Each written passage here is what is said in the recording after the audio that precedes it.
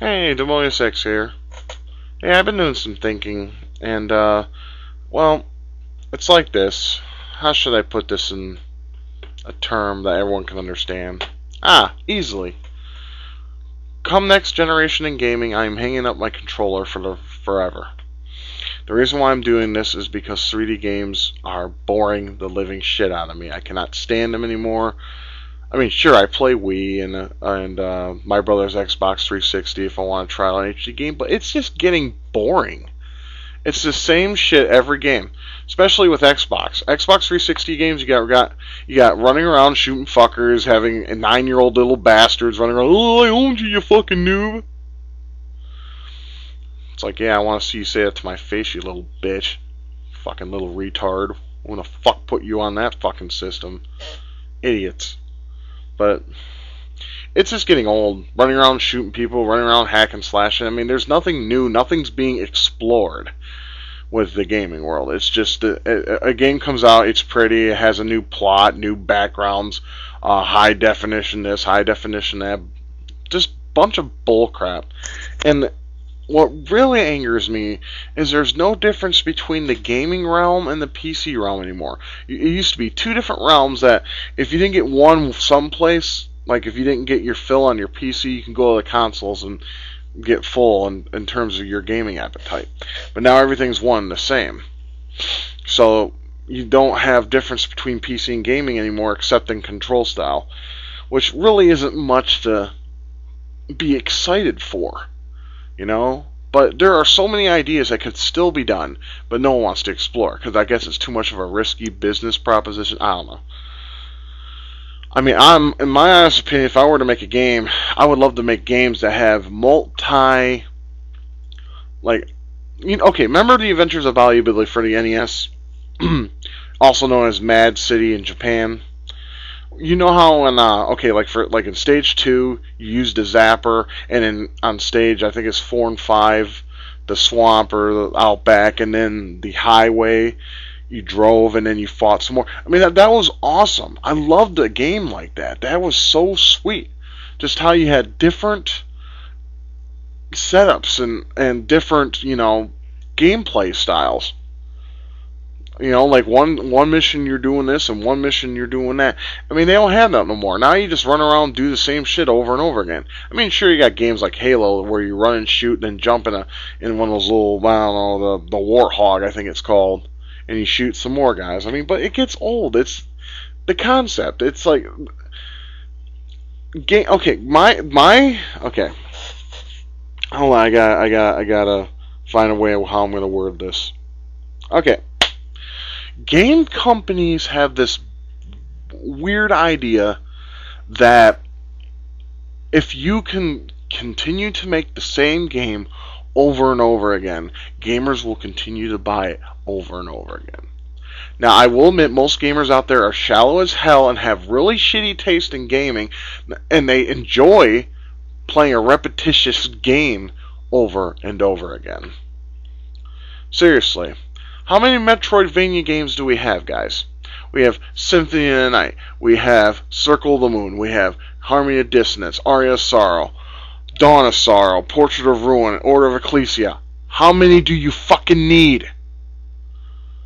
And why did they have to steal? Why did Konami or Koji Igarashi have to steal the Super Metroid system? That was brilliant when that game was released. Super Metroid. I was not really a fan of the Metroidvania setup because of one reason. That's not Castlevania. Castlevania has always been a stage-for-stage game, or a questing game. And yes, Symphony of the Night is a questing game. But it's done in a way, it feels like Super Metroid with a sword. It's like, okay, I did this before. I don't want to play this again. But due to your fanboyism, you do. And I'm a Castlevania fanboy. I always have been. Even though the new one, I don't care, looks like shit. Okay? Lords of whatever it's called. I don't even care about the name because there's no Belmonts. There's nothing Castlevania in it. It's, once again, it's another game designer trying to fuck up the whole thing by making a story that completely erases everything you know about Castlevania. I mean, how does that make you feel? I mean, some people are like, oh, it looks great. Of course, the graphic horse. But the true Castlevania fans that I've spoke to are completely upset. They're upset, trifled, annoyed, pissed. The real Castlevania fans out there, they're upset at how this game is coming out. And once again, I mean, okay, here's the thing. You know who's directing this game? Hideo Kojima. Don't know who he is?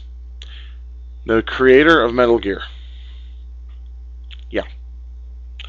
So, he's making Castlevania like a movie. It's like, Hideo Kojima, stick to your espionage. Keep the Castlevania fans alone. Just let them do it. If you're going to do Castlevania, do it in a way that it revolves around the universe of Belmonts and vampires. Okay? Even Koji Igarashi, he even went the opposite way by... I mean, you got Nathan. He's not a Belmont from Circle of the Moon. You do have a new Belmont, Julius.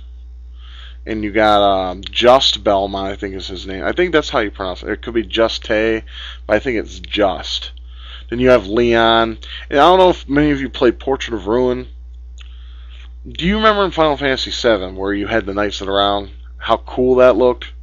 I mean, to me, Final Fantasy VII is probably one of the worst RPGs ever made. Once you beat that game, you just can't stand it anymore. If you try to pop into your PlayStation, you literally just turn it off like 10 minutes later. You're like, I don't want to do all this again. There's no replay value. It's too damn long of a game, first of all, and the characters are non-rememberable. I'd rather play Final Fantasy VI over 7 any day of the week. I mean, seriously. After Final Fantasy VI, the series, in my opinion, went this way. That's just my opinion, though. But what I was getting at is, do you remember that? Okay, well, Portrait of Ruin on the Nintendo DS has a similar spell. It's called the Legendary Five, I believe. You have Richter, Simon, Leon, Just, and Trevor, I believe. But see, you're not a Belmont in the game. No. Sure, there's a mode where you play as Richter, but you're not a Belmont. You know what you are? You're Jonathan. Or John. And John is basically a descendant of John Morris from Bloodlines. Which is why I like Portrait of Ruin, because if you notice, there's no Castlevania that goes around Bloodlines. Except Portrait of Ruin. And you actually meet some characters from Bloodlines in the game who are no longer living. You know, sorry to spoil it for you. But I mean, that's what I'm saying. And now they're just totally taking all you know about Castlevania and rebooting it. And it's in a way that disgusts me. An HD ruins games, in my opinion, because it takes away the fun of the game. They just want the game to look pretty, don't care about the gameplay, don't care about how well it plays. They just want to make it like close to a movie as possible, throw it on the market for you to spend $60 on. $60 is not worth a pot to piss in with video games today. It is not worth that price point. There are so many things you can buy with $60 that is better than a video game. You can buy yourself some new parts for your PC. You could buy some, I don't know, DVDRs. I mean, I got a whole stack of DVDRs. It's unbelievable.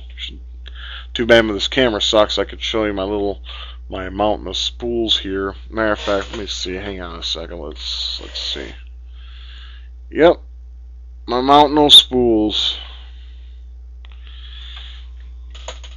I back up a lot of my data.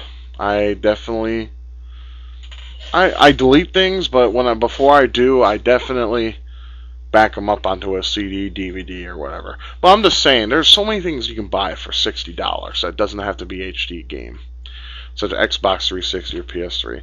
Then you have shitty Wii games. We won't even go there. But anyways, I'm gonna end this vlog. That's basically my decision. Not that it matters to anybody, but I'm just letting out my P's and Q's and my 2 cents. So we'll catch you all later and have a good night.